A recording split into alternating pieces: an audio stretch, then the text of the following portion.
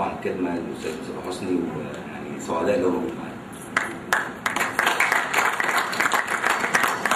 بسم الله الرحمن الرحيم، الحمد لله والصلاه والسلام على رسول الله صلى الله عليه وسلم. رب اشرح لي صدري ويسر لي امري واحلل عقدة من لساني يفقهوا قولي. مبارك عليكم افتتاح الاكاديميه، ويا رب تكون فتحة خير علينا كلنا وعلى المصريين كلهم وموفقين. وانا هقول كلمه قصيره في نقط سريعه علشان ما اطولش على حضراتكم.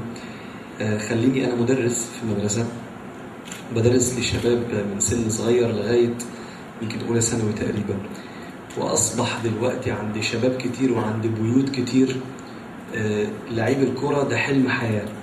يمكن الاجيال السابقه ظهر فيها نماذج اصبحت قدوات عند كتير من البيوت، يمكن في جيل كابتن طاهر والجيل الاجيال اللي بعدها لغايه الجيل اللي اطلق عليه منتخب الساجدين، اصبحت